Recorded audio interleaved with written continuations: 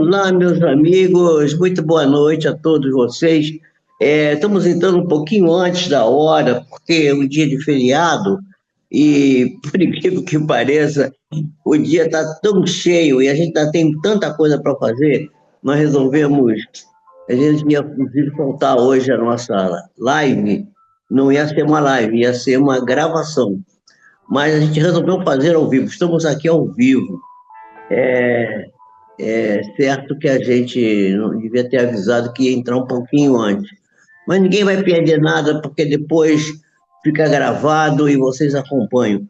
Nós vamos hoje mais terça-feira, é dia da gente dirigir nosso pensamento em oração para os doentes e para os desencarnados. É um dia de feriado, um feriado de momo, de carnaval. As pessoas estão muito interessadas nas coisas do dia a dia, as coisas que estão acontecendo no cotidiano de cada uma delas. É natural, faz parte da vida, a gente compreende, entende e vamos, vamos adiante. É assim mesmo, não é? Não vamos fazer nenhuma crítica a ninguém. Nós estamos um pouquinho antes do horário e vamos aproveitar para fazer a nossa oração, que vai ficar aqui gravada e vai depois poder ser desfrutada por aqueles que quiserem participar dela. E vamos dizer assim, meu Senhor, Deus, nosso Pai, tu que sois, Senhor, todo poder e bondade. Dai-nos luz, dai-nos iluminação, para clarear o nosso caminho, enquanto encarnados na Terra, lutando para o aprendizado necessário para a caminhada espiritual que todos nós precisamos fazer. Ajuda-nos, Senhor, dando-nos força, coragem, para que possamos ter empenho, dedicação, força para superar as dificuldades que nascem de dentro de nós próprios, muitas das vezes gerando dificuldades para o nosso dia a dia. Que nós possamos, Senhor, estar sempre voltados com o nosso pensamento a Ti e sempre preocupados em servir ao próximo, em dar a eles o melhor de nós, para que todos nós possamos caminhar juntos na busca da nossa própria libertação.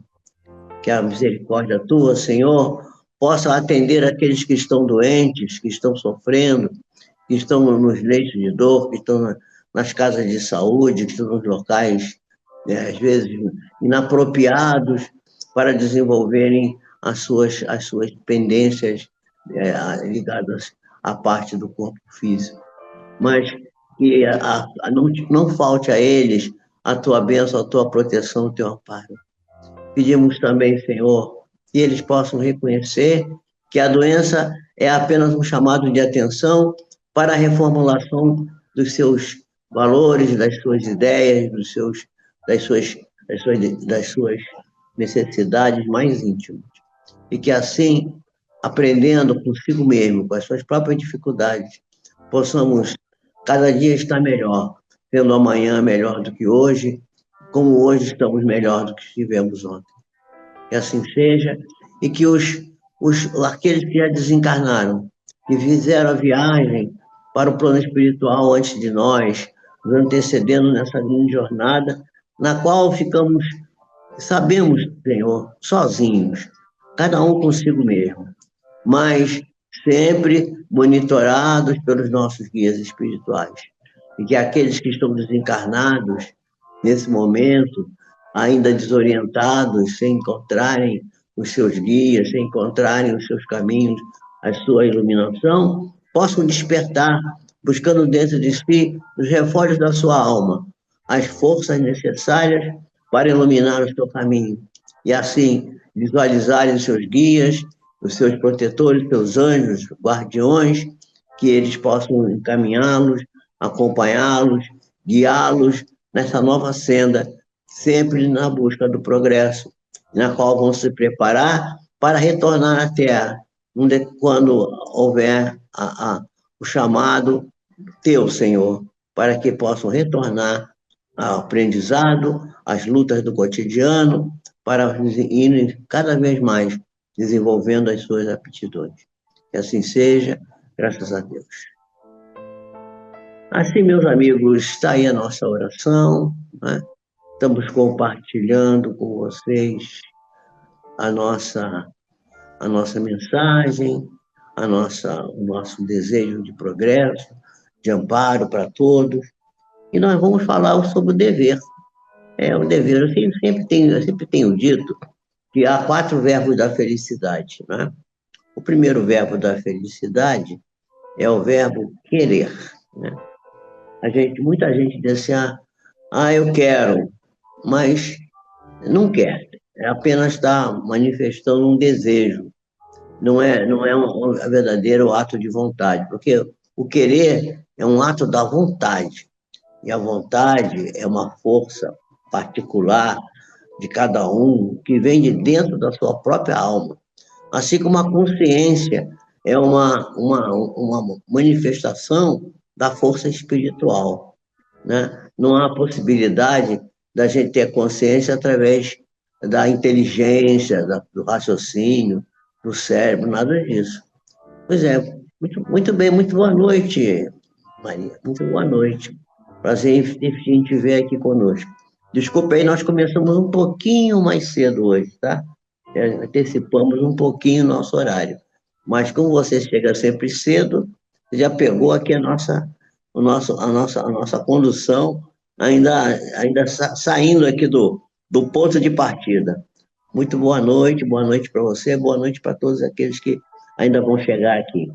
Que esse dia de terça-feira de carnaval possa ser de muita alegria, felicidade, paz e progresso espiritual. Então, vejam só, a Joana de Ângeles vai nos falar da consciência e do dever. E a gente, devido à nossa vida ainda muito fantasiosa, nós ainda sonhamos muito com coisas que não são realmente importantes para o nosso desenvolvimento espiritual.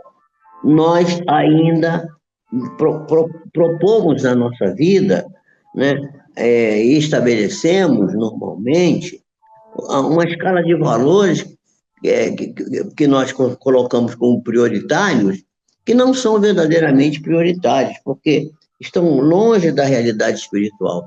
E quando os parâmetros, os objetivos da vida não são centrados nos padrões espirituais. Olá, Marieta. Olá, Zélia. Muito bem, muito boa noite para vocês. Sejam muito bem-vindos. Então, enquanto a gente não consegue colocar como prioritário os padrões que são aqueles da busca da nossa espiritualidade, nós ainda ficamos vivendo nas ilusões, nos projetos fantasiosos, nas coisas que não são verdadeiramente construtivas que são verdadeiramente do nosso interesse, né? Então, é, pensamos sempre que os impositivos imediatos são aqueles que devem prevalecer, né, nos nossos conteúdos, que nós vamos elegendo, né, como se eles fossem aqueles que deveriam ser conquistados, né? E vamos nos fixar as bases do nosso comportamento na busca dessas realizações que são absolutamente, vamos dizer assim, inadequadas, né? Inconsistentes para a construção da nossa verdadeira necessidade, que é a necessidade de nos tornarmos seres espirituais conscientes, né? E como, mesmo quando a gente reconhece que a vida física ela é impermanente, porque a vida física passa e termina no decesso da consumação tumular, a gente sabe, a gente fica, mesmo sabendo disso, a gente se agarra à transitoriedade, às coisas e acontecimentos, fenômenos que nós tentamos tornar eternos. É a beleza, é a saúde, é a vestimenta, é o salário, é a casa, é o veículo, é isso, é aquilo, né? São as posições acadêmicas, e a gente fica lutando com isso. Olá, Maria Nazaré, quanto tempo não te vejo? Seja bem-vinda. Muito obrigado por você estar aqui. Então, essa, essa, essa nossa, esse nosso agarramento com as coisas materiais, com a transitoriedade, nesses acontecimentos e fenômenos que nós tentamos eternizar, é, mesmo sabendo que os nossos espaços emocionais são muito pouco atendidos, muito pouco utilizados, e que eles acabam se consumindo em razão das transformações inevitáveis do corpo físico, né? Olá, Neide. Bom dia, Neide. Você está por aqui? Que bom. Como é que está o carnaval aqui no Japão? Tem carnaval aí? Estamos aqui no dia terça-feira de carnaval. E a Neide está na quarta-feira lá. Então, a gente esquece que o corpo físico ele vai se degenerar, ele vai fenecer. E a gente, mesmo sabendo disso, a gente já se agarra nas coisas pouco duráveis, né? E a consequência disso é que a gente se cansa, se gasta numa luta constante pela preservação daquilo que é perecível, né? E assim como a gente fica numa luta, num afã de se manter buscando novas coisas, novas conquistas, esquecendo que a realização plena, nossa, verdadeira, ela decorre da nossa consciência lúcida. Quer dizer, o que quer dizer consciência lúcida? A consciência iluminada pela luz interior, que é a conquista do si mesmo, conquista de si próprio. Quer dizer, quando Jesus diz: conhecereis a verdade e a verdade vos libertará, Jesus está dizendo exatamente isso, que a verdade é o ser espiritual, a verdade é a espiritualidade, a verdade é Deus em nós. E quando a gente descobre isso, a gente começa a se libertar, começa a ficar livre, né? E aí a pessoa ficando presa nas coisas materiais, sem se refletir de maneira repetitiva sobre as coisas espirituais, ela acaba automaticamente se entregando à conquista de coisas de valores pouco expressivos, né? Dinheiro, projeção social, gozo, vamos ser felizes, vamos fazer isso, vamos fazer festa. E aí a gente esquece das coisas espirituais. Então, as áreas de movimentação emocional nossa ficam muito pequenas, muito restritas. E a gente acaba desenvolvendo, muitas das vezes, neuroses graves que propelem a nossa personalidade, né? A nossa individualidade, e que agora está manifestada na personalidade, a fugas espetaculares. As fugas são a doença mental, é o suicídio, o alinhamento das coisas espirituais. Isso são fugas espetaculares, né? Ou então a gente acaba caindo nos conflitos é, emocionais sérios, doenças consumptivas, né? Doenças que vão nos arrastar anos e anos e anos e que não vão permitir que nós possamos fruir a vida com aquela alegria que deveríamos fruir, né? O ser humano é aquilo que ele pensa, isso não há dúvida. O pensamento é tudo na vida. E é através do pensamento, né, que a gente vai elaborar. Primeiro pensar, né? Depois falar, depois fazer, e depois plantar e depois colher. Essa é a sequência da vida, né? Então, a pessoa vai elaborando, vai construindo, e mediante o pensamento, ela vai criando a realidade na qual ela vai viver feliz ou infeliz de acordo com a sua escolha. Né? As aspirações íntimas nossas acabam, com o tempo, se concretizando. A pessoa tanto pensa numa coisa, tanto deseja uma determinada coisa, que aquilo acaba acontecendo. E às vezes a pessoa, quando acontece, eu costumo brincar, dizer assim: cuidado com o que pede a Deus, que Deus dá, depois você fica atrapalhado com aquilo que Deus te deu. Às vezes você conquista uma coisa com a qual você não consegue lidar depois que você consegue conquistá-la. Então, às vezes, as aspirações íntimas que se concretizam com o tempo, elas, elas vão surpreender a criatura, a pessoa fica surpresa: meu Deus, como é que eu consegui isso? E às vezes, quando já nem mais lembra que desejava aquilo, e porque desejou aquilo com tanta força, porque a gente vai verificar que tudo que a gente pensa, que a gente deseja, acaba conseguindo, acaba construindo. E depois é um plantio, mas todo plantio exige que a gente faça a colheita, né? Então, o êxito dos nossos empreendimentos, eles dependem naturalmente da organização, depende do nosso empenho, depende do esforço com o qual nós colocamos no empreendimento.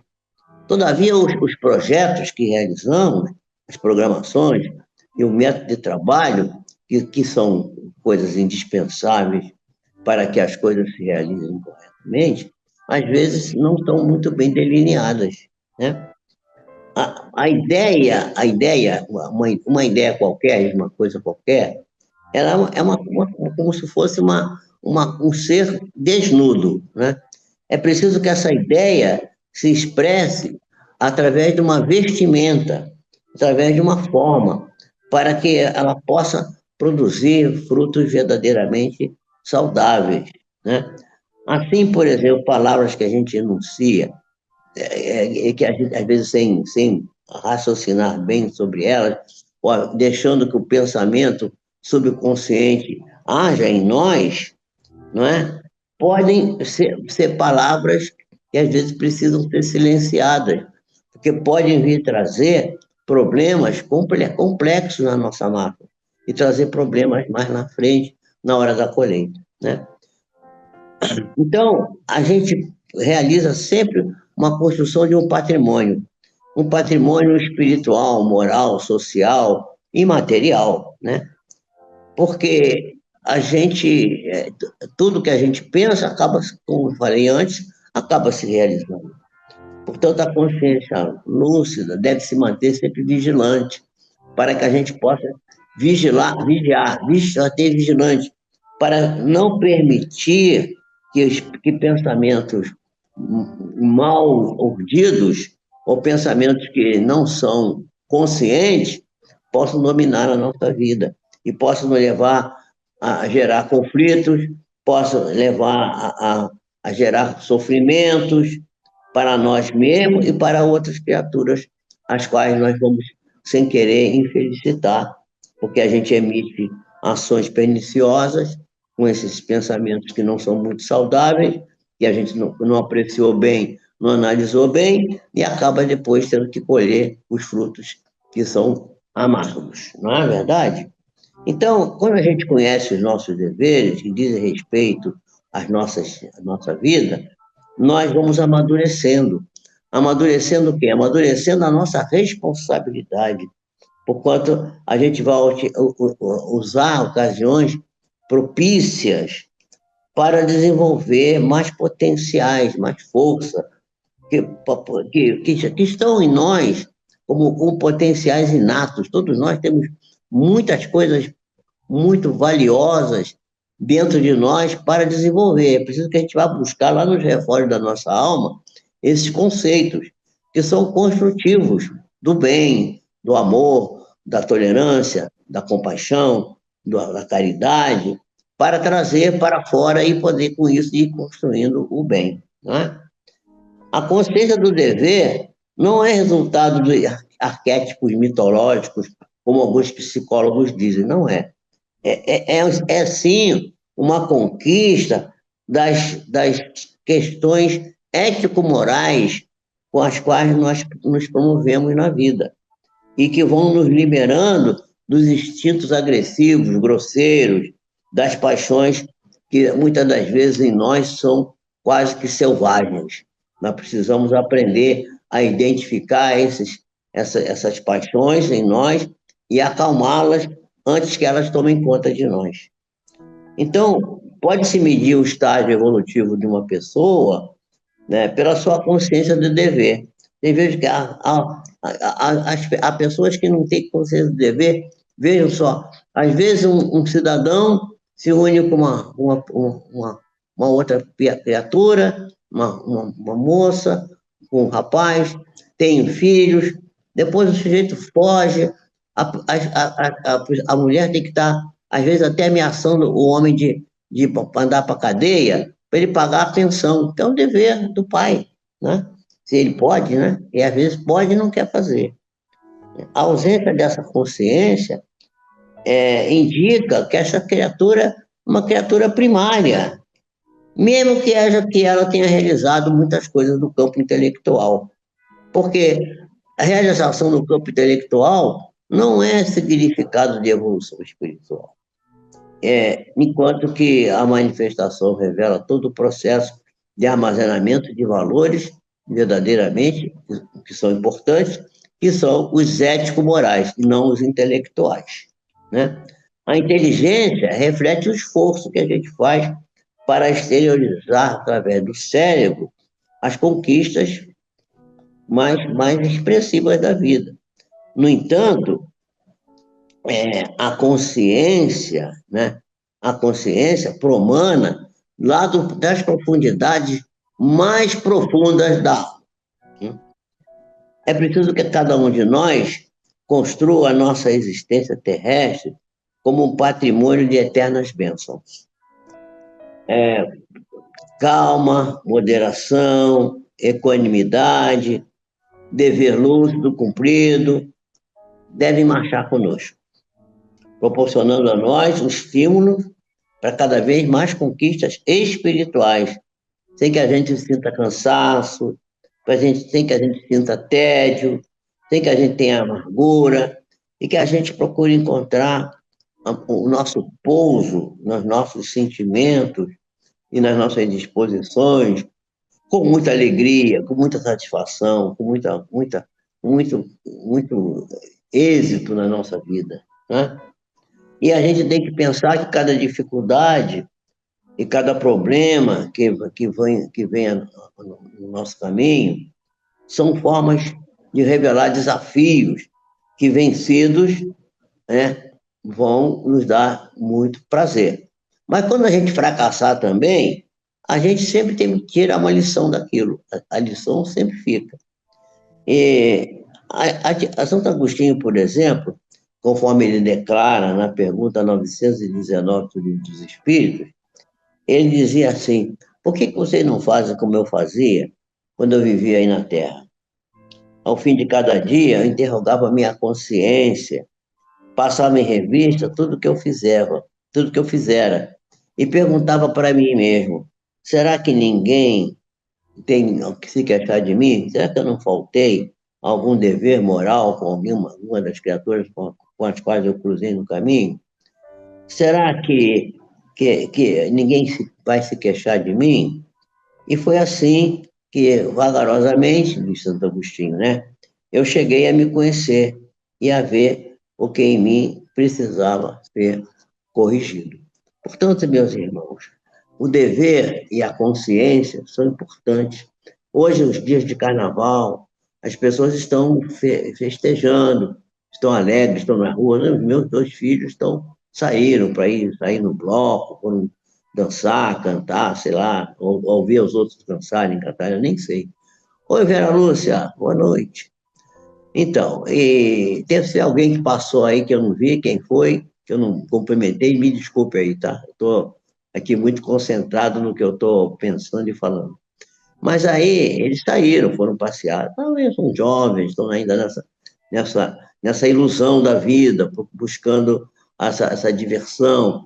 Está bem, está tudo certo.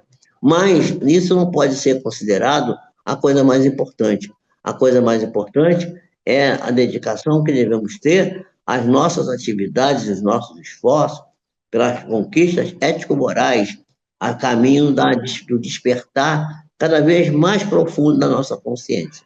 Nosso canal aqui é voltado para o despertar da consciência.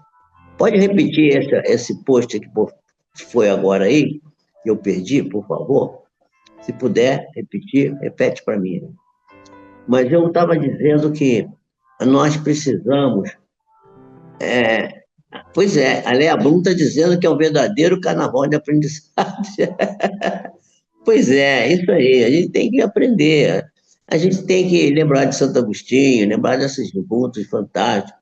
E lembrar que nós estamos aqui para orar, para pedir pelos outros, pelos que estão sofrendo, pelos desencarnados. Hoje é terça-feira, nós abrimos a nossa reunião hoje com a prece. Depois que a gente tiver chegado, porque nós começamos um pouquinho antes, pedimos perdão a vocês, podem depois pegar a gravação e assistir bem no comecinho, eu faço a oração. Hoje eu fiz até uma oração mais longa, porque como eu comecei um pouquinho mais cedo, né? Depois eu me entusiasmei aqui com o tema, né, que é consciência e dever. Então, o dever é aquele verbo que eu digo que primeiro a gente quer, é o querer. Depois é o poder. O dever é da vontade, né? De melhor, desculpa. O querer é da vontade. Mas o poder é do trabalho. Você trabalha que você pode. Mas tem um terceiro, que é o dever, que é aquilo que você faz voltado para você, mas voltado também para as demais criaturas que estão rodeando a sua vida. E o quarto, que é o saber esperar, saber o momento certo para poder colher o fruto do trabalho feito, como se fosse a vida como se fosse uma lavoura. A gente prepara a terra, joga a semente brota, dá o fruto, depois a gente colhe o fruto. Quando a gente colhe frutos adocicados, é sinal que a gente plantou boas sementes. Deus nos abençoe, nos faça felizes, que possamos ter um final de tríado momesco, que hoje seria o terceiro dia, apesar que agora o carnaval já começa na quinta-feira, é quinta, sexta, sábado, aí que seria domingo, segunda e terça, mas agora começa na quinta, na sexta, sábado, domingo, segunda, hoje é terça, que seria o último dia, mas provavelmente amanhã ainda terá a gente sambando e festejando. Porque as pessoas gostariam de ficar só nisso, porque ainda não despertaram a consciência para saber que esse tipo de diversão é necessário, sim, tudo bem, mas não é uma coisa que seja suficientemente capaz de elevar o espírito humano à majestade do reino de Deus, de acordo com a posição evolutiva a qual cada um de nós já deve ter chegado. Muitos de nós já desenvolvemos muitas coisas espirituais, mas é preciso continuar e é preciso cada vez melhorar mais. A gente ainda tropeça muito, ainda cai muito. Aí, Rainilda aí. Boa noite, Rainilda. Seja bem-vinda. Então, a gente está aqui nessa luta, despertando a consciência, porque é despertando a consciência que nós vamos ser felizes, vamos verdadeiramente ser felizes, e vamos nos libertar das doenças, vamos nos libertar da morte, porque, na realidade, a morte espiritual existe. O que é a morte espiritual? É a inação, a falta de ação. A pessoa que não faz nada em prol de si mesma, em prol dos outros, está morta em vida. Ela está aparentemente viva, mas morreu e não esqueceu de deitar. É preciso que a gente esteja verdadeiramente vivo, desperto, acordado, caminhando, construindo, sempre construindo. Vamos construir coisas da ilusão, tá bom, coisas do mundo material, tá tudo certo. Mas vamos principalmente construir as coisas voltadas para a construção da nossa individualidade espiritual, para que nós possamos crescer em espírito e verdade. Que assim seja, que Deus nos abençoe. Pessoa que não tinha estudo hoje tem que ter estudo todo dia, Rainilda. Todo dia tem estudo. Não tem que pensar nada. Vai no grupo que você vai ver que está lá. Então, desde a semana passada que está avisando, tem esse estudo. Né? Então, por favor, estejam conosco sempre que puderem. Né? Sábado tem o enterro dos ossos, que é a cremação da tristeza. Pois é, as pessoas sempre inventam alguma coisa, enterro dos ossos, aquele negócio, é para continuar festejando, né? Tá certo. Não está errado, não. Festejar é muito bom. Jesus celebrou a alegria, porque começou sua vida pública, vejam lá no Evangelho. Peguem lá Mateus e vejam lá, o primeiro ato da vida pública do Cristo foi nas bodas de Caná, quando ele transformou a água em vinho. Quer dizer, dando um testemunho de que a boa nova, o evangelho que ele trazia, que ele trouxe para nós, é um ato de alegria, é um ato de festejo, de comemoração, voltado para a alegria dos nossos corações. Eu tenho aí no meu canal, o Jorge Pio, que é um outro canal que não é esse aqui, um vídeo que eu vou tentar transplantar para cá, que é falando sobre a alegria. E vocês vão ver lá que eu dou exemplo de música espírita e músicas clássicas. Haydn também.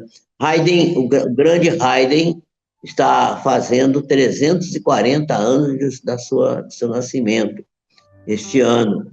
E está sendo muito, muito homenageado, Haydn. Né? Não, Haydn, não, desculpe, Handel, não é Haydn, não, desculpe. Handel, 340 anos de nascimento de Handel. E tem um oratório chamado Jesus, a Alegria dos Homens, que não é o do Bar também tem um com esse nome, mas que tem uma cantata, tem uma parte que leva uns vários minutos, que se chama Aleluia, Aleluia, e que é cantado, que quer dizer alegria. E tem uma música espírita também que chama-se Canção da Alegria Cristã, né? O Nid Castro e Leopoldo Machado escreveram essa música, que é uma música muito cantada no meio espírita, é uma modinha, geralmente cantada no fim das reuniões festivas. A gente cantava sempre nos domingos, quando tinha as palestras.